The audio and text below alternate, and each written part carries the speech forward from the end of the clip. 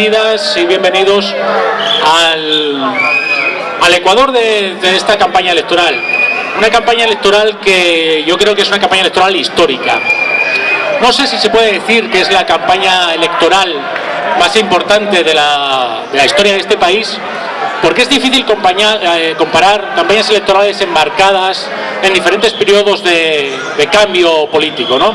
Sería difícil comparar esta campaña electoral con las campañas electorales que se vivieron en la Segunda República o las campañas electorales que se vivieron durante la transición. Pero yo creo que lo que sí podemos decir es que es la campaña electoral más importante de la vida de las personas que iniciamos nuestra conciencia política después de 1982.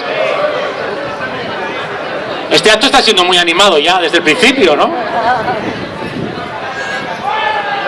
Yo creo que los cambios políticos que estamos viviendo en este momento y que sin ninguna duda se incrementarán a partir del 26 de junio no tienen parangón con lo que ha sucedido en este país desde entonces, desde 1982.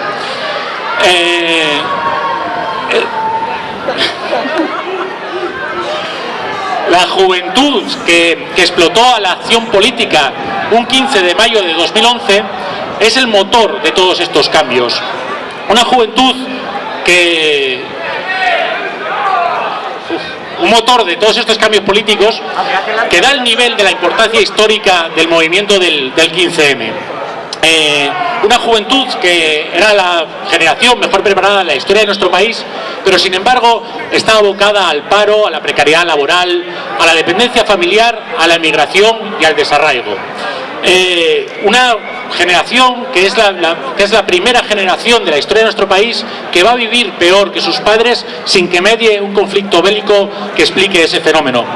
Una juventud sin futuro que impugnó las instituciones políticas de nuestro país, que impugnó el sistema de partidos tradicional y que en definitiva una juventud que gritó: no somos mercancía en manos de políticos y banqueros. Paro, precariedad laboral, dependencia familiar y en consecuencia emigración y desarraigo. Y olvido por parte de todos aquellos que sembraron las condiciones que les acabaron obligando a abandonar el país, y olvido por esas mismas personas que siguen perpetuando unas políticas antisociales e ineficaces además, que impiden que algún día toda esa juventud emigrada pueda volver a nuestro país. Olvido también incluso para la juventud en su propio país de destino, porque las instituciones en el extranjero, embajadas y consulados, no sirven prácticamente para nada para toda esa juventud que tenemos en el extranjero. Y olvido también para ejercer su derecho de voto. O mejor dicho, para eso sí se acuerdan, pero se acuerdan no para facilitarles el ejercer un derecho tan básico como el voto, sino que para ponerle más trabas. Supongo porque son tan conscientes de la propia conciencia de la juventud emigrada, de la necesidad de un cambio político para que algún día todos los conocimientos adquiridos puedan aplicarlos en favor de la recuperación económica de nuestro país. Ese es un fenómeno que llevamos viviendo en nuestro país desde que se inicia la crisis económica, pero en Asturias lo conocemos de mucho antes. En Asturias hemos sido pioneros en esta cuestión, a pesar de que algún presidente del Principado en un momento determinado lo calificó como una leyenda urbana. El cambio que sin duda que se producirá el 26 de junio...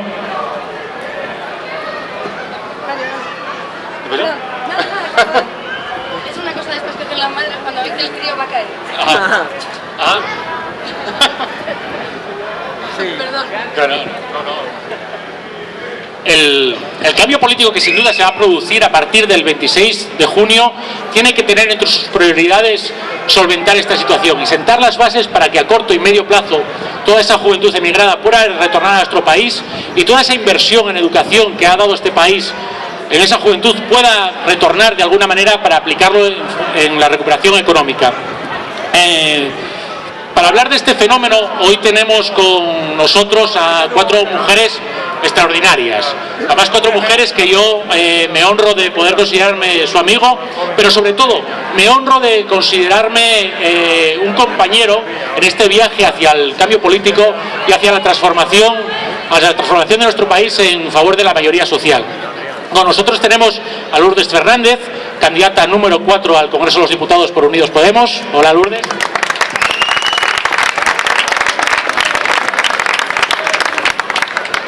Tenemos también con nosotros a Jara González, candidata al Senado por Unidos Podemos. Buenos días, buenas tardes, Jara. Con este sol parece que son buenos días. Con nosotros, por supuesto, tenemos a Sofía Castañón, cabeza de lista al Congreso por Unidos Podemos. Buenas tardes, Sofía. Y una vez más nos visita Lara Hernández, que siempre estamos encantados de tenerla por aquí, activista social y una de las mujeres que ha puesto cara a este fenómeno, al fenómeno de los exiliados económicos. Buenas tardes, Lara.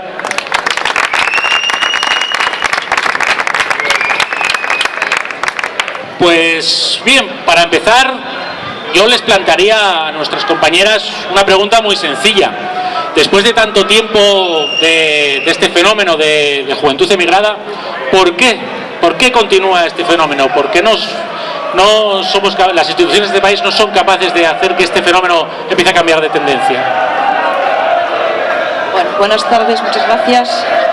Bueno, yo quería apuntar una cosa sobre el fenómeno de la emigración. Realmente los movimientos migratorios no es que sea una cosa de ahora, es que siempre han existido y siempre van a existir. Estamos viviendo en un mundo globalizado y es muy fácil que una persona pues quiera desplazarse a otro sitio pues para buscar algo que le interese más. Quizás el problema no es tanto la emigración en sí misma, como el hecho de lo que obliga a emigrar. Si una persona emigra porque quiere, porque va a encontrar un trabajo mejor en un sitio, porque quiere vivir en ese país o en esa ciudad o lo que sea, o si emigra porque no le queda más remedio porque tiene que comer, que es también el mismo caso que tenemos con los que vienen aquí, las personas que vienen aquí de África, de Latinoamérica, de Europa del Este y demás. Entonces, claro, habría que distinguir un poco esas dos cuestiones, ¿no? Es más o menos el primer apunte que quería hacer sobre eso. Muchas gracias, Lourdes. Le voy a dar la palabra a Jara. Jara es, sí, por lo menos en las elecciones de diciembre, fuiste la candidata más joven de todo el país. No sé si en esta ocasión se vuelve a repetir, pero en todo caso, como persona joven, quizá tú en algún momento hayas incluso visto la necesidad de poder apuntarte a este fenómeno de la juventud emigrada. Bueno, como muy bien dice David, yo soy una de las más jóvenes y por lo tanto pertenezco a esa generación que se preparó, que fue a la universidad, hizo un módulo de FP superior y de alguna manera con el título ya se encontraba con una maleta con la que viajar y la que irse y realmente buscarse un futuro fuera de aquí. Y sí, lo tenía planeado ya antes de que Podemos llegara y mi vida no estuviera completamente vinculada a ello. Tenía planificada la emigración hacia un país de Sudamérica, realmente porque no veía futuro en Asturias ni en España, claro. Y realmente, ¿cómo vamos a plantear? Aquí está el kit de la cuestión. ¿Cómo podemos plantear políticas si realmente nunca hemos vivido esa situación? ¿Cuándo podemos plantear soluciones cuando no conocemos el problema? En este caso, Podemos, siempre lo lleva por bandera, hechos y no palabras. Hay que conocer la realidad de las personas para poder gobernar en su beneficio. Y me temo que en este caso no solamente soy yo que sí que conseguí quedarme a pelear, sino una multitud de amigos que estaban conmigo, que conformaban mi círculo social y mi tribu, entre comillas, se han ido y ya no están aquí. Y es parte también del fenómeno de la migración, el sentirte desarraigado fuera, los que se quedan y los que se van. El fenómeno de migración no solamente revierte en una inversión de la pirámide poblacional, en el caso en Asturias ya casi es mejor ni hablar, ¿no? Revierte también en los círculos sociales y en el desarrollo de los jóvenes en el territorio, en los que se quedan y los que se van. Muchas gracias, Jara. Sofía Castañón, que es nuestra candidata al Congreso, que ya se ha dado a conocer en la anterior campaña y se ha dado con una intensa actividad ya en estos 6 meses de legislatura, pero también es una candidata muy joven. Quizás tú también en algún momento, tú al final has conseguido desarrollar una carrera profesional en Asturias, pero quizá también en algún momento pudiste llegar a sentir esa necesidad, ¿no? Claro, bueno, me disculpo por el momento infartito de antes y de hecho no sé dónde está, con lo cual voy a seguir pendiente, pero bueno, sí que esto me va a estar bien. Creo que hay una cuestión y yo tengo una pyme, no soy ya tan joven como me gustaría, tengo 32 años, pero desde hace 10 tengo una pyme y Y la verdad es que cuando decidimos dedicarnos en Asturias a la creación audiovisual, en mi caso y el de mi socio, se nos desaconsejaba porque lo lógico, la idea que predominaba era la de que había que irse fuera si querías vivir de esto. Probablemente esa idea no era tan frecuente en Euskadi o en Galicia, y por eso ahora sí tienen sectores audiovisuales ricos, y por eso en Asturias lo que tenemos es un sector muy precario dentro de la precarización estandarizada para todos los empleos, para todos los sectores laborales. Y me parece que era porque participábamos un poco de una idea muy perversa, que era la de si quieres hacer algo bueno te tienes que ir de Asturias, y eso parecía que fomentaba positivamente ese éxodo que se iba iniciando mucho antes de la crisis, y por eso también en algún momento fuimos cayendo en la cuenta. Y yo recuerdo que en el año 2004 se hizo un documental que era A la cola, y ese documental, hecho por realizadores asturianos, hablaba precisamente de las leyendas urbanas del expresidente y ahora candidato al Senado por el Partido Socialista, Vicente Álvarez Areces, porque llegó a decir que eran leyendas urbanas, casos aislados, como mucho nada representativo, pero a día de hoy lo que vemos, más de 10 años después, 12 años después, es que prácticamente nuestra generación no está presente en la vida pública asturiana, se ha ido primero de Asturias y luego también de nuestras fronteras, de todo el Estado español, en dos movimientos quizás, para el caso de Asturias.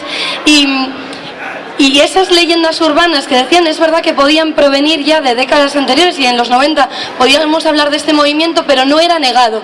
Y creo que una de las cuestiones fundamentales es esa negación que nos hizo ir dándonos cuenta que quizás había un sistema perverso que nos hacía por bueno, nos vendía por bueno, algo que ya era sintomático de un mal funcionamiento, de un mal asentamiento de la reconversión, que acabó siendo una destrucción de empleo, de una falta de futuro en Asturias, que ahora vemos en nuestros parques, que la generación del baby boom nos estamos reproduciendo y los parques infantiles están bastante vacíos.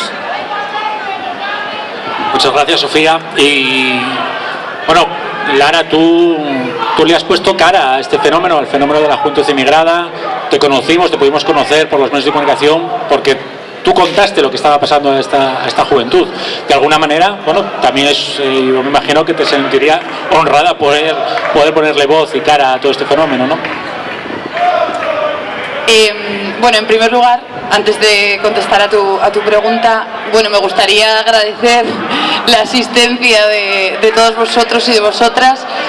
Estoy sorprendida porque no sabía que Gijón era cuna de despedida de solteros mundialmente conocida, por lo que veo, por lo tanto me he quedado un poco en shock en este momento. Pero bueno, agradeceros la asistencia, que para mí es un placer estar una vez más de nuevo aquí en Asturias, en Gijón, apoyando a estas magníficas candidatas que ya, en caso de Sofía, han representado la voz de los asturianos y las asturianas y que volverán a repetirlo en esta próxima legislatura.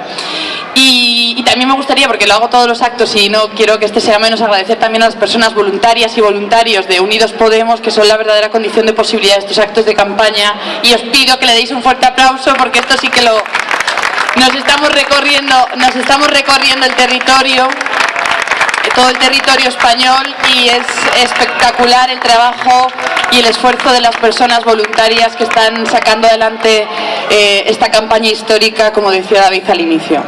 Bueno, retomando la pregunta y muy breve, pues sí, efectivamente me sentí lógicamente muy honrada de poder dar voz a ciertas demandas que en cierto sentido estaban siendo colectivas y aglutinadas en distintos puntos del extranjero, en torno a la movilización, que eso es casi lo más interesante, ¿no? Es decir, cuando este fenómeno de la emigración juvenil que se viene produciendo ya desde el 2011, que es cuando ya las primeras cifras apuntan que se está produciendo la inversión del flujo migratorio, que es así como lo llaman, es decir, son más las personas que salen que las que entran. A partir de ese momento se pone en marcha un importante movimiento en el exterior con una triple voluntad, ¿no? Una voluntad de visibilizar el fenómeno ante una clara voluntad del Partido Popular por ocultar que había personas que se estaban yendo del país, porque si salían, pues bueno, digamos que el volumen de la tasa de paro disminuía de puertas hacia adentro. En primer lugar, visibilizar el fenómeno. En segundo lugar, canalizar esas demandas de todo un colectivo de migrantes que residen en el exterior de facto desde hace ya mucho tiempo, que son personas jóvenes y no tan jóvenes. Y en tercer lugar, ser capaces de canalizar esas demandas también al interno del país, ¿no? Fue en este último escalón, por así decir, en este último peldaño, en el que cumplí ese papel de dar voz en la Asamblea de Madrid en concreto, precisamente en una de las comisiones de investigación, ¿no?, que se crearon en uno de este fenómeno, de este observatorio de migración juvenil, e intentar efectivamente trasladar al marco del Estado español cuáles eran las reivindicaciones y las demandas concretas de las personas que residíamos en el exterior. Si todo sigue como hasta el momento, es decir, si no conseguimos que el 26 de junio haya un cambio político, que yo estoy convencido de que lo que va a haber, eso está claro, pero si se continúan estas políticas, si se perpetúan las políticas que han acabado expulsando a la juventud de nuestro país, ¿cuáles pueden ser las consecuencias en un futuro a corto o largo, a medio o largo plazo para nuestro país? Bueno, me toca. Bueno, vamos a ver las consecuencias. La primera consecuencia es la pérdida del capital humano. Vamos, tenemos ahí un montón de personas jóvenes con alta cualificación que se han ido. Se supone que tenían que estar aquí para coger el relevo, ¿no? Para poder renovar las empresas en la vida del país. Y se han tenido que ir. Entonces son gente que está muy cualificada, que nos costó mucho dinero prepararlos, porque eso es dinero de todos. Ese dinero pues está ahora mismo pues como tirado al cubo de la basura. Lo que sucede es que, intentando verlo desde el punto de vista positivo, vamos a ver, estas personas están ahora están ahora trabajando, estudiando, preparándose, adquiriendo conocimientos de la experiencia laboral que pueden tener en el exterior, y eso también es una gran riqueza.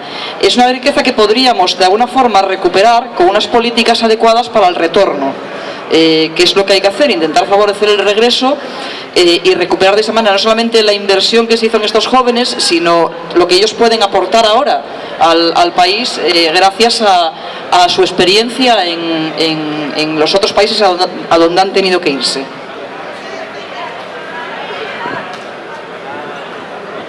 Sigo introduciendo temas, luego vamos haciendo... Sí, no falta. Bueno, a mí es que como este tema me toca de cerca. Pues, o sea, me gustaría... bueno, para que se vea también que incluso dentro de la casa se puede tener distintos enfoques del mismo tema, porque me ha parecido muy interesante la aportación que ha hecho Lourdes en relación a lo que está sucediendo en el exterior, pero es importante también señalar que el fenómeno de la emigración juvenil, bueno, nosotros y nosotras lo llamamos exilio económico, ¿no? Había una voluntad clara, además hubo mucho debate en torno a esto, muchas críticas constantes en torno al uso del término exilio, ¿no? Porque parecía como que estábamos haciendo un uso fraudulento, entre comillas, de un fenómeno estrictamente político que acaeció en la larga noche de piedra, ¿no?, de la posguerra y de la dictadura franquista, y parecía en cierto sentido que queríamos como, no sé cómo explicar, ridiculizar entre comillas ese cierto fenómeno, ¿no? Nos llegaron a acusar a muchos puristas de aquello, pero en realidad la voluntad que teníamos era de poner encima de la mesa que cuando una democracia no es capaz de garantizar la igualdad de condiciones o la igualdad de oportunidades para el conjunto de su población en términos materiales, vivienda, pan, trabajo, en términos vitales, la imposibilidad de acceder a una sanidad pública, a una educación pública, la imposibilidad de poner en marcha un proyecto de vida con hijos, hijas, emancipándonos de los hogares familiares y demás. Es decir, cuando eso no se pone a disposición de la ciudadanía, del conjunto de las mayorías sociales, lo que queríamos era evidenciar que estábamos viviendo también bajo los efectos de una dictadura, que no debía ser entendida en términos políticos, en el sentido del recorte o la falta de libertades democráticas, libertades políticas, sino en términos económicos. Es decir, no se nos estaba garantizando el acceso al mercado de trabajo en igualdad de condiciones, por ejemplo, el acceso a la vivienda pública, porque hay una una carencia absoluta de parques públicos de vivienda, etc., ¿no? En esa medida en la que hablamos de exilio económico, y lo que veníamos a denunciar como la cara B de la moneda era que nos convertíamos en manos de obra barata en el extranjero, es decir, que no era una fuga de cerebros tal y como se pretendía vender, ¿no? Era el primer eslabón de esa cadena de migración juvenil fue el sector, digamos, de la investigación procedente fundamentalmente del ámbito universitario, ¿no? Entonces, lo que queríamos evidenciar era que nos íbamos en mi caso yo me fui a Berlín, pero que nos íbamos a Alemania, nos íbamos a Frankfurt, a Berlín, a Londres, a lavar platos, a servir copas, a servir cervezas, o como en mi caso concreto, a trabajar en una escuela de idiomas organizando las excursiones a los chavales. Quiero decir que esa era la realidad también de la situación, que toda la inversión que se había realizado ¿no? por parte de nuestros padres, madres, abuelos, abuelas, de financiarnos, de pagarnos lo que ellos no tuvieron, ¿no? El acceso a la educación pública, el acceso a los estudios superiores, pues estaba de alguna forma desaprovechando al convertirnos a mano de obra barata al servicio de los intereses de países extranjeros, ¿no? Y a mí me parece importante, sí, hay una serie de consecuencias a futuro inmediato y unas consecuencias ya a día de hoy, y a mí me parece importante pensar en la reacción que tiene el Partido Popular cuando empieza a saber que, lejos de estar recibiendo en 2008, llegaban a este país de otras procedencias más de 300.000 personas, y 5 años después son 250.000 personas las que se van de este país a otros, ¿no? Y una de las primeras reacciones del Partido Popular ante este movimiento migratorio es no solo no generar empleo, sino de un año a otro, de 2011 a 2012, bajar el presupuesto en educación de un 4,8 a un 4,4, ¿no? 0,4 del PIB. Con lo cual, además de no estar dando una solución inmediata al problema, estás asegurándote que no tengas mejor formación para el futuro. Estás reduciendo lo único que permite crecer a un país, que es sus jóvenes, sus siguientes generaciones mejor formadas. Claro, estamos viendo también que a estas generaciones mejor formadas se les dice que se vayan, y yo sí creo que también hay fuga de cerebros en la medida en la que, aunque luego igual lo podemos hablar con más calma, aquellas personas que acaban su doctorado directamente, las becas postdoctorales han quedado reducidas a una mera anécdota, y por tanto se tienen que ir si quieren continuar investigando, que son además pues la generación que tenemos. Yo conviví con la élite de investigadores, no como investigadora, hace unos años en la residencia de estudiantes, hace 6 años, y todos ellos y todas ellas ya no están en España. Esa élite que además se había formado con la educación pública, que habían tenido becas o no, que habían participado en programas que eran precisamente quienes iban a estar construyendo el futuro, el presente de este país, están fuera, están en otros países, con becas postdoctorales allí, y no vuelven, porque allí sí les quieren, porque allí quieren aprovecharse no solo también de muchos jóvenes como mano de obra barata, sino también de aquellos que tienen una formación que les hemos dado aquí y que ahora revierte en esos otros países.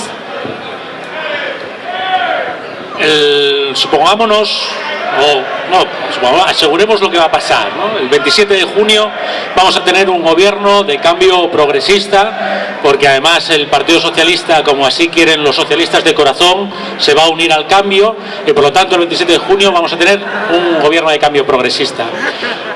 Al respecto de este problema, el gobierno de cambio progresista tendrá que, por un lado, sentar las bases para que estos jóvenes vuelvan al país, pero también tiene que actuar de alguna manera sobre la realidad actual de los jóvenes en los países de destino.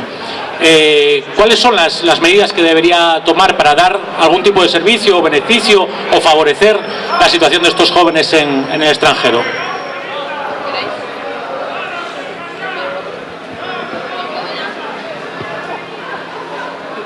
Como bien dice David, no solamente es traerlos, sino cuidarlos cuando están allí, ¿no? hasta que los consigamos traer. Y sí que tenemos pensadas y llevamos en el programa cosas bastante importantes. Luego Laura seguro que tiene alguna puntualización y estoy encantada, porque yo sí que creo que de alguna manera sí que se podía hacer más extensivo. Llevamos en el programa un plan de retorno del talento y el plan Margarita Comas, que se basan cada uno, primero el plan de retorno de talento se basa en la creación de un parque de vivienda público y en el reconocimiento de los réditos por trabajar en el extranjero. Es decir, que cuando tú tomas esa dura decisión, sobre todo en las condiciones en las que vuelves ahora, de retornar a tu país, se te garantice una vivienda y el reconocimiento de todo el tiempo que hayas trabajado en el país en el que hayas estado exiliado, ya sea bien como talento fugado o como directamente trabajador precario. Dentro de este plan de retorno del talento también está el reconocimiento de la tarjeta sanitaria europea, esto sí, para cuando estás allí. Cuando tenemos a nuestros jóvenes, y no tan jóvenes, que es duro, pero no solamente los jóvenes nos hemos visto obligados a emigrar por esta crisis y porque no somos leyendas urbanas, nos encontramos casos en que no se notifica a las instituciones que estos jóvenes o estas personas emigradas y exiliadas están en el otro país por miedo a la pérdida de los subsidios en el país en el que están, ¿no? Pues si regularizamos la situación y reconocemos los subsidios en el país de origen y garantizamos una tarjeta sanitaria europea, podremos empezar de alguna manera a cuidar de nuestros jóvenes y personas exiliadas. Bueno, una de las realidades más grave y más conocida hoy por hoy que viven nuestros jóvenes exiliados es, tú, Lara, hablabas antes de un problema de una dictadura, pero en sentido económico, pero tics autoritarios sobre los jóvenes emigrados existen a nivel político también, como es el caso del voto rogado. ¿Cómo puede ser que en este país estemos privando de un derecho tan básico como el derecho a voto a... Creo que en este momento son 2 millones de personas? ¿Cómo puede ser? Yo esta mañana leía a un joven asturiano que está en Colombia y que contaba que sí, que creía que esta vez en diciembre no se le arregló porque no le dieron los márgenes de los tiempos gracias a esa medida del voto rogado, pero que esta vez que sí, que iba a poder votar, y se acaba de dar cuenta que no, que tampoco iba a poder votar, porque para que el voto llegase con menos de un mes de retraso tenía que pagar 80 euros. Y utilizaba un concepto que me parece muy importante, que es el del sufragio censitario, casi un revival del sufragio censitario. De repente, si no tienes un estado económico que te permita gastarte 80 eurazos para poder ejercer tu derecho al voto, pues no votas. Y en esto, porque estamos pensando también en cómo también cuidar a nuestra gente emigrada, ¿no?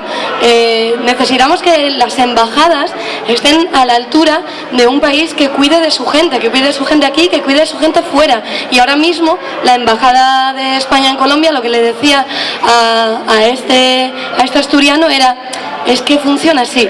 O sea que de repente no estamos protegiendo ninguno de nuestros derechos, les estamos expulsando, y además les estamos diciendo que no se pueden pronunciar, que si les parece mal que el Estado y el sistema les haya expulsado, bueno, que si quieren pronunciarse y decir que les parece mal, que primero paguen 80 euros.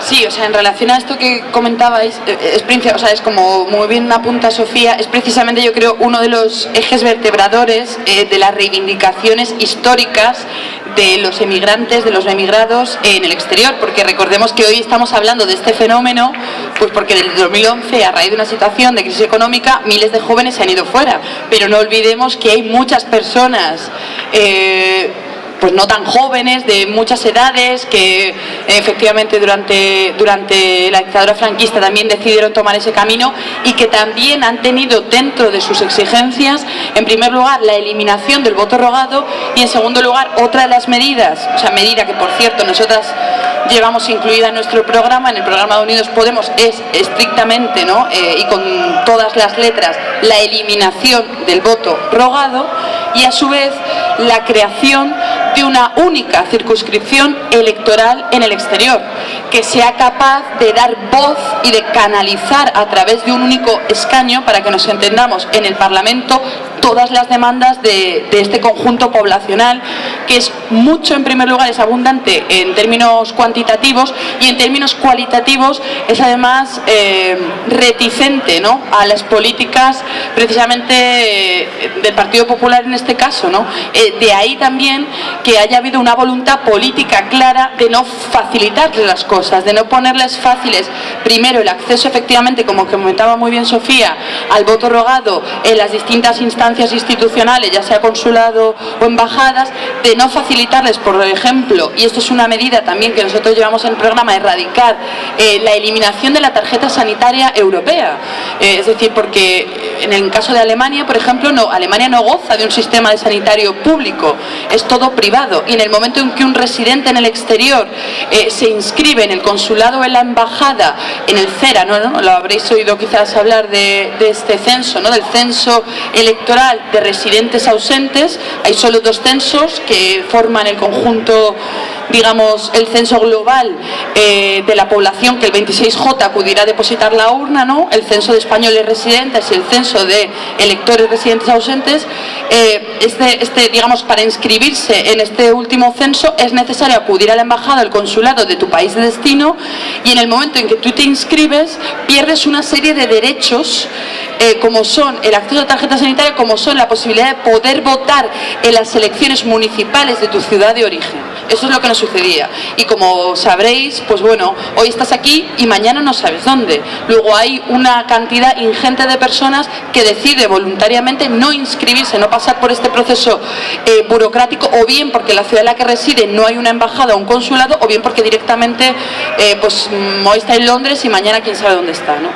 De ahí que yo creo que sean 2 medidas clave para poner encima de la mesa con total claridad y contundencia. De hecho, en esta corta legislatura, ya desde el grupo parlamentario de Podemos en Comú Podem en Marea se presentó por primera vez en la historia, ¿no?, una proposición no de ley con la voluntad también desde la institución, y esto yo creo que es un hito histórico en este país, ¿no?, el de abrir una comisión de investigación integrada por todos los grupos parlamentarios, es decir, no delimitada a un único sector parlamentario de una ideología concreta, sino que se articulara un diálogo amplio entre todas las fuerzas parlamentarias de todo el espectro ideológico para poder tener un debate en torno a las necesidades de estas personas que residen en el exterior, al margen de ideologías, de identidades y de cuestiones puramente electoralistas, ¿no?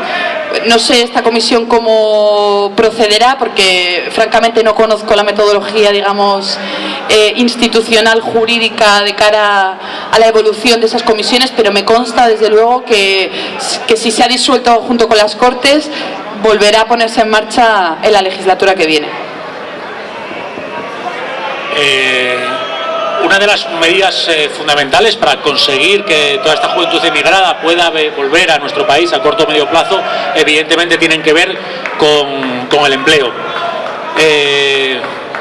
¿Podemos desgranar un poquitín cuáles son las medidas en materia de empleo que llevamos en el programa?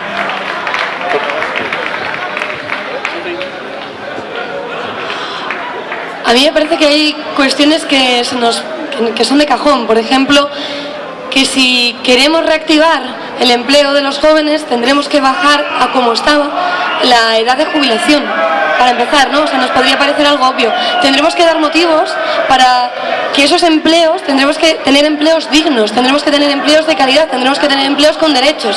Así que las 2 reformas laborales, que no han funcionado más que para quitarnos nuestros derechos, hay que derogarlas. Y además es necesario también derogar la ley Mordaza, porque cuando queremos decir que las cosas no están funcionando y queremos decirlo en la calle, tenemos que expresarlo en libertad, sin tener por ello que sufrir las consecuencias que sufren muchos trabajadores y trabajadoras ahora mismo por esa protesta en la calle. Así que derogar las 2 reformas laborales, derogar la ley Mordaza, bajar la edad de jubilación y asegurarnos también de subir el salario mínimo interprofesional, y que no tengamos más trabajadores y trabajadoras pobres, porque ahora mismo tenemos esa clase que antes no existía, en la que la gente está trabajando 8 horas diarias y no llega a fin de mes. Por lanzarlas rápido, porque además es complicado, no sé cómo lo veis desde ahí, pero es complicado hasta oírnos. Sí, es... Como bien decía Sofía, las medidas de creación de empleo son clave para fijar población, y más Es que me despistáis, joder. Y más en contratos laborales que son los que de alguna manera siempre se nos ofrecen a los jóvenes, que son los contratos temporales de trabajo. En Unidos Podemos llevamos en nuestro programa la creación de un contrato único temporal. Este contrato se realizaría bajo una serie de condiciones y vendría a sustituir todo este tipo de contratos basura que lo único que hacen es precarizar el trabajo y de todas las formas no dejarnos desarrollar nuestra vida, con lo cual si queremos desarrollar una vida en positivo debemos también tener unas buenas condiciones laborales. Para ello, ¿qué contrato único proponemos? La creación de este contrato temporal, no único, perdón, que me he colado, ese es el de Ciudadanos. Contrato único temporal. Es un contrato único que solamente se podría hacer bajo una serie de circunstancias muy concretas para que no se pudiera utilizar fraudulentamente para crear trabajo precario. Y si de alguna manera se concatenan varios contratos de este tipo en un espacio temporal de un año, se convertiría automáticamente en un contrato indefinido. La económica ha puesto, digamos, como en el centro del conflicto que España, el modelo económico español, goza de una tremenda debilidad. Eso viene sucediendo desde que los años 80, ¿no? Os sonarán, veo muchas personas aquí que pues habréis vivido, ¿no? Sonará la famosa reconversión industrial cuando se llevó a cabo ese magnífico proyecto que se suponía en primer lugar que iba a ingresar, ¿no? Que nos iba a montar en ese ascensor social que era la Unión Europea, ¿no? Un ascensor que todos pensábamos que solo podía ir hacia arriba, que iba a hacer de los españolitos y las españolitas personas más ricas, con más acceso a, en fin, bueno, a bienes materiales de consumo generalizado en Europa. Eso se ha demostrado efectivamente con el paso del tiempo que ese modelo de la Unión Europea no era un modelo que pusiera los intereses de la ciudadanía en primer lugar, sino que ponía los intereses de la banca privada, de las grandes multinacionales, de las grandes empresas por encima y por delante de la ciudadanía. Eso se ha demostrado poco a poco y lo que hemos venido viviendo ha sido un desmantelamiento sistemático de todo nuestro tejido industrial. Aquí en Asturias lo habéis vivido fundamentalmente en el marco de la agricultura y del sector primario, así como en Andalucía y en otras comunidades autónomas de este país, y eso se ha dado de forma, digamos, complementaria a una apuesta estratégica fundamentalmente por el sector servicios y por el sector inmobiliario. Es decir, nos han querido convertir algo así en las playas de Europa. En el lugar, ¿no? Yo que vivía en Alemania, Mallorca era conocida como la 17ª comunidad autónoma alemana, ¿no? Porque era el lugar en el que venían a veranear pues las familias de los banqueros y de las banqueras y los alemanes y las alemanas que podían cotizárselo y que podían permitírselo. Fórmulas de nuevo trabajo que se vienen implementando con fuerza, o si vamos a apostar efectivamente por otro modelo productivo, por inversión, por poner en marcha de nuevo la industria en nuestro país, por nacionalizar sectores estratégicos de la misma.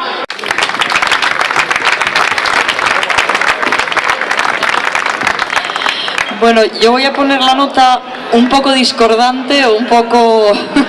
voy a molestar un poquito, vamos a ver. Estoy totalmente de acuerdo con Lara en toda esta necesidad de reactivar la economía, de nacionalizar algunos sectores estratégicos, de intentar pues buscar nichos de empleo por ahí, ¿no? Del cambio de modelo productivo, etcétera. Pero hay que tener en cuenta una cosa, es que el mundo es muy cambiante, ¿eh? Ahora no estamos igual hoy en 2016 como estábamos, por ejemplo, en los años 70, cuando nuestros padres o abuelos iban a la fábrica, estaban sus horas allí, estaban ahí 40 años, qué aburrido, pero bueno, pero que seguro también, ¿no? En el mismo sitio, y ya, no tenían que pensar en que iban a estar en el paro, ni muchísimo menos. Estamos en un mundo cambiante y en un mundo en el cual el empleo va a ser siempre un bien cada vez más escaso, por muchos motivos. Bueno, primero, el empleo, vamos a ser realistas, un trabajador no es una persona que se tenga en cuenta desde el punto de vista de un empresario como persona, es un elemento más de la producción. Entonces se tiene un trabajador porque es necesario que haga una tarea determinada, y cuando no hace falta ya hacer esa tarea, ese trabajador ya no está. Luego podríamos hablar también de la explotación, de echar a una persona que lleva muchos años para coger a otra persona más barata, pero bueno, son variaciones sobre el mismo tema, ¿no? Entonces, otra cosa más es, existe ahora mismo una sobreproducción en todos los sectores. Hay una sobreproducción porque claro, como el sistema es producir más para poner en el mercado, para consumir y demás, pues hay una sobreproducción, una serie de cosas que no hay por dónde cogerlas ya. Entonces a todo esto también hay una tendencia a la automatización de todo, tanto de los procesos industriales como de lo que es incluso las tareas intelectuales. Entonces el empleo no depende, yo entiendo que no depende de un tipo de contrato fijo o no fijo. No simplemente depende de que exista, de que se oferte o de que no se oferte, y cada vez va a haber menos. Entonces se pueden tomar medidas para estimular el empleo joven en este caso. Todas estas medidas que son convencionales, que digamos que empiezan por revisar, estimular, incentivar, promocionar, que casi siempre coincide con poner dinero en esta cosa, en este algo, para que un empresario pues contrate o les haga gratis el trabajador, porque también hay un tema, un empresario que contrata un trabajador no es porque se le bonifique por ello, es porque lo necesita, con lo cual encima estamos regalando un dinero a un señor que contrataría igualmente, pero bueno, eso también es otra cosa. Yo lo que quiero llegar es a dos cosas. O hacemos estas medidas convencionales, gracias Sofía, o bien las tomamos de una manera un poco temporal y vamos a buscar otro tipo de historias, como es por ejemplo el reparto del trabajo, el reparto de la jornada de trabajo, repartirlo entre todos para que haya más personas que puedan acceder al empleo. Y como eso supone que con menos horas tienes menos salario y eso no os vale para vivir, entonces habría que ir implementando otra cosa que ahora mismo no llevamos en nuestro programa, pero que yo quiero no perder de vista y quiero que en algún momento se imponga o se pueda implantar, y es la renta básica. Ya sé que la renta básica... Bueno, sí. La renta básica, la que se estudie, o sea, la renta básica es algo que levanta muchas ampollas y que, pero hay que tenerlo en cuenta porque, para empezar, no está vinculada al empleo, sino a la garantía que tienen todas las personas del derecho, a que se le garantice el derecho a una vida digna a todas las personas a través de un ingreso económico que sea incondicional y que sea en cantidad suficiente. Y para mí esa es la única manera de acabar realmente con el paro y la precariedad. Porque, la forma, no quiero entrar ahora en la forma de implantarla, que hay estudios económicos en que se puede implantar perfectamente. Habría que entender que sustituye a muchas subvenciones que existen hoy en día, muchos subsidios, porque claro, quien recibe una renta básica no necesita otro tipo de renta mínima para otras cosas. Permite pues que las personas puedan buscar empleo con más tranquilidad, permite negociar las condiciones del empleo, permite pues incluso aprender cosas yo puedo por ejemplo elegir un empleo en el que me paguen muy poco porque tengo interés en aprender esa cosa que es buena para mí y que luego puedo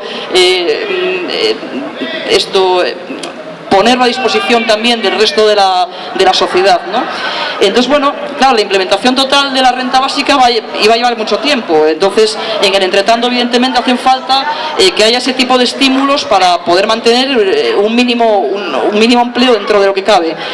Una cosa que habría que hacer, a mi entender, también sería entrar al saco, en ese sentido de cosas, entrar al saco para combatir el fraude y el abuso que suponen las becas, las prácticas no laborales de la gente joven, e incluso mejorar las condiciones y los derechos de los jóvenes becarios e investigadores de la universidad. Bueno, eso que quería decir. Bueno, para ir terminando, luego vamos a pasar un turno de preguntas por si queréis hacerle alguna pregunta, pero bueno, ¿queréis añadir algo más? ¿Algún cierre? ¿Queréis añadir alguna cosina más antes de pasar a preguntas del público? ¿Un mensaje de cierre? Pregunta del público.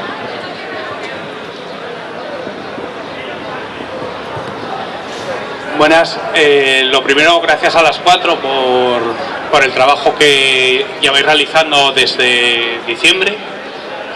Y en segundo lugar, se ha hablado mucho de empleo joven y todas estas cosas, pero vamos a recordar que la semana pasada en Orlando y en México y en algunos otros países, con 19 mujeres además muertas por la violencia heteromachista. Y mi pregunta Mi pregunta es la siguiente. Desde Podemos Asturias, con Sofía, Lourdes y Sana. Jara, bueno, perdón. Me gustaría saber si se impulsará, tanto en el Congreso como en el Senado, varias leyes que se están trabajando, como puede ser la ley de anti-LGTB-fobia o la ley de integral.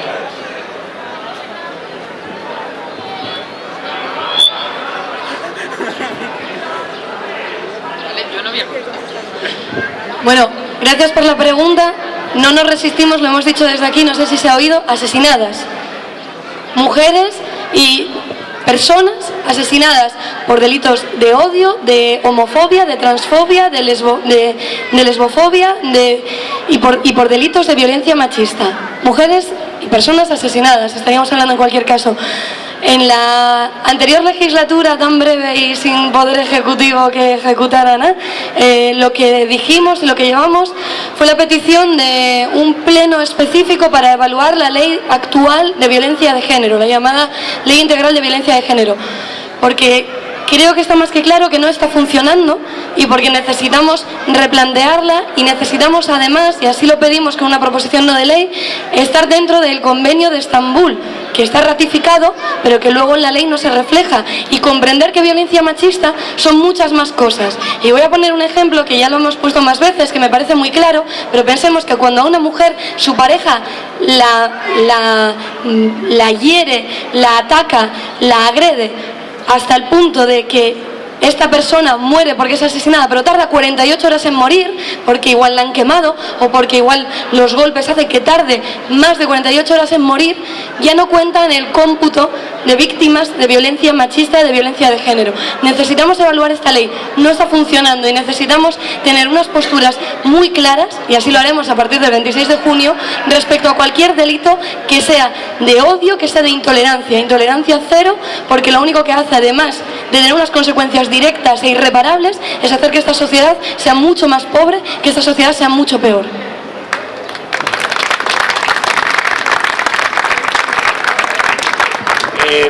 Nos acaban de comunicar que al parecer tenemos que ir cerrando, entonces una pregunta más. Si alguien se anima, sí señor.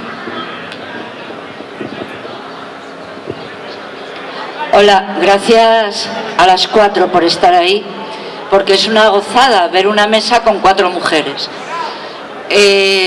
Algunos hemos sufrido la emigración de nuestros padres y ahora estamos viendo la emigración o el exilio económico, con el que estoy de acuerdo, de nuestros hijos. Es tremendo, es tremendo. Y un punto que no se ha tocado es cómo se rompe de alguna manera la familia, porque cuando alguien se va porque no le queda otro remedio, no es lo mismo que hacer un Erasmus fuera o marcharte a pasártelo bien 2 o 3 años con un posgrado y traer ciencia para casa. Las familias que se quedan aquí también se quedan rotas. Yo tengo muchas conocidas de mi edad que, sin saber lo que era un móvil, han tenido que aprender a utilizar Twitter, Skype y todo esto de una manera contrarreloj para poder crecer a sus nietos. No es mi caso, que no los tengo, pero sí que tengo alrededor mucha gente en esos términos. Y yo, con el trabajo que estáis haciendo vosotras, y con el trabajo también de Marea Granate, a la que le estoy dando un apoyo espectacular porque están trabajando como tremendo en este tema, solamente quería poner de manifiesto esto y daros las gracias, desde luego.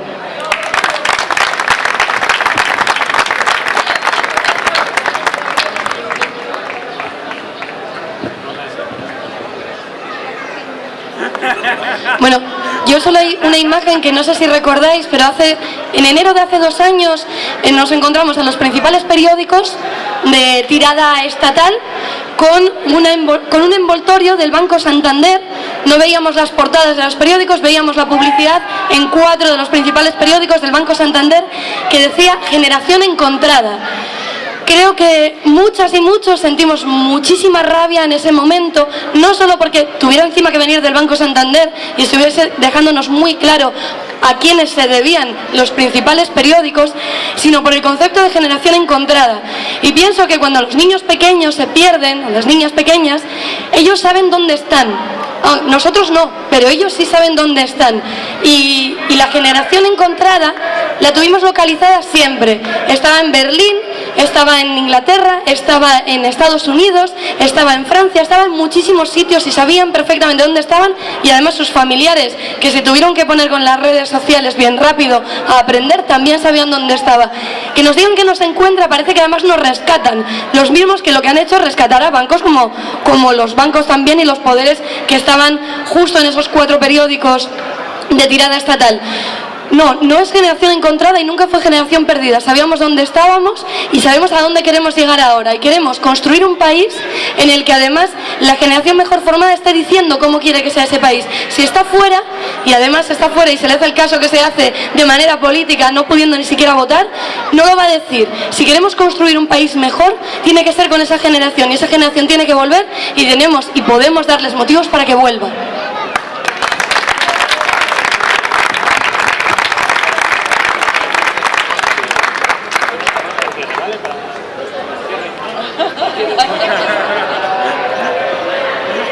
Anímate. Nada, muy rápido, y una reflexión así un poco bonita, ¿no? ¿Os acordáis de aquel cartel, aquella camiseta de Juventud sin Futuro que ponía sin curro, sin pensión, sin futuro, ¿no? ¿Cómo era? Sin casa, sin curro, sin pensión, sin futuro. Y bueno, como todo en Podemos es tremendamente caótico, y yo este eslogan me lo tomé un poco como una lista. Y aunque sin futuro sea el último en la lista, creo que es el primero que hemos cumplido. Seguiremos sin casa, seguiremos sin pensión, seguiremos sin curro, pero vaya si tenemos futuro. Qué bonito, qué bonito. Nada, bueno, que me han dicho ya ronda de cierre. Bueno, mi máxima solidaridad y empatía con tu caso en concreto, porque yo también mi madre lo vivió en su momento, aprendiendo aceleradamente a usar Skype. Y bueno, hay un tema también que no hemos tocado, pero es muy importante, que es la inmigración de interior.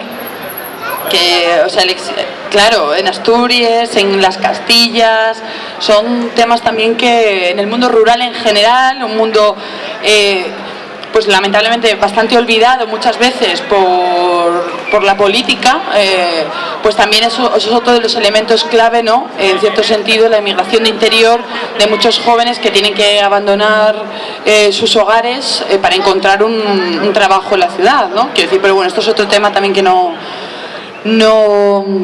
da tiempo a entrar en él. Bueno, como es ronda de cierre, bueno, reiterar una vez más los agradecimientos por vuestra presencia hoy aquí.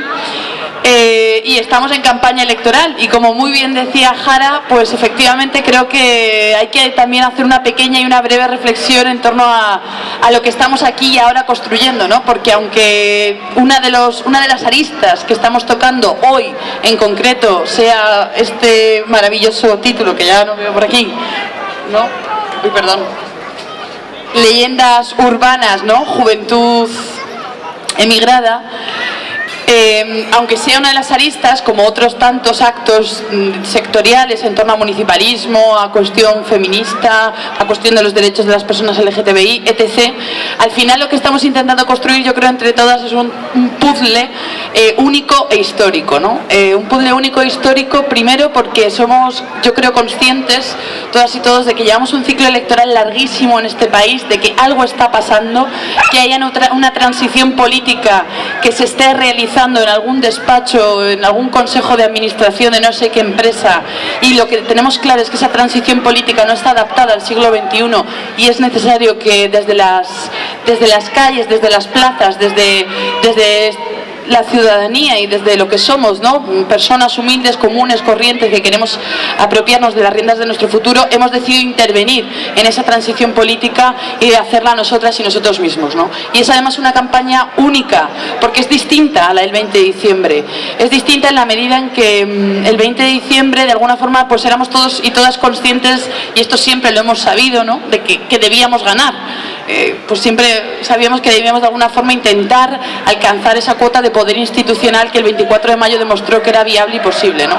Lo que yo creo que es elemental y básico, y lo que diferencia esta campaña electoral, es que no solo sabemos que debemos ganar, sino que sabemos por primera vez en décadas que podemos ganar, que es una realidad que se está rozando con los dedos, que hay muchas expectativas puestas en esta candidatura única que aglutina a un montón de actores sociales y políticos, desde Izquierda Unida, Podemos, ECUO, Las Mareas en Galicia, ICV en Cataluña, Compromís en Valencia, MES en Baleares, que aglutina un montón de actores sociales y que de alguna forma, bueno, estas expectativas que se traducen en encuestas, que se traducen en el ataque sistemático que estamos recibiendo todos los días. Hoy 2 periódicos de tirada nacional tenían portadas realmente sorprendentes que demuestran lo nerviosos que están. Bueno, pues a pesar de eso, lo que tenemos es que yo creo que en esta recta final que nos queda, mirar hacia adelante, mirada larga, paso firme, una gran sonrisa y seguir caminando, porque esta es desde luego la campaña de la gente normal y corriente. No es de ningún dirigente, no es de ningún comité de campaña, no es de ningún partido político, es la campaña de la gente común corriente que ha decidido tomar las riendas de su vida. Así que mucho ánimo, que ya queda poco, que vamos a llegar y a cuestionar quién ha dicho que vaya a ganar el Partido Popular.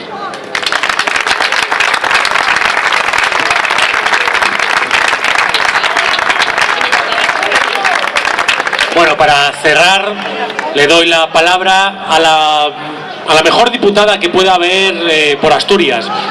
No porque lo imagines, sino porque ya lo sé, porque ya lo hemos comprobado. Vale, solo una cosa, estamos a muy pocos votos de sacar ese tercer diputado en Asturias, de que ganemos en Asturias, que Unidas Podemos ganemos en Asturias.